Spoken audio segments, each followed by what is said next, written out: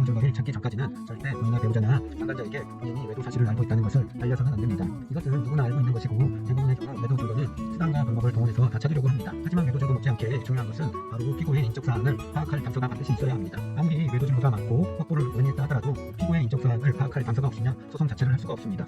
왜냐하면 소송이란 것은 피고에게 송달이 되어야지만 소송이 진행이 됩니다.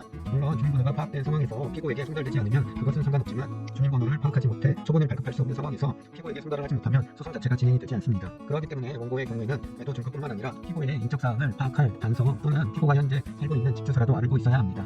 대부분의 원고들이 확보하는 것은 피고의 이름과 핸드폰 번호 정도입니다. 물론 피고의 이름을 몰라도 상관없고 전화번호만 알면 피고의 인적사항을 파악할 수가 있습니다. 만일 피고의 핸드폰 번호를 알 수 없거나 또는 피고가 다른 사람 명의 핸드폰 번호를 사용하고 있다면 다른 파악 수단이 있어야 합니다. 예를 들어서 피고 명의의 차량 번호 또는 피고가 운영하고 있는 가게 이름 등 피고의 인적사항 파악할 단서는 반드시 존재해야 합니다. 이게 아니라고 하면 최소한 피고가 다니는 회사라도 알고 있어야 합니다. 그래서 일단 회사로 보내고 상대방이 거기서 수령을 하면 그때 법원에 요청을 해서 상대방의 초본이나 신분증을 제출해달라고 요청을 하면 피고의 인적사항을 파악할 수가 있습니다.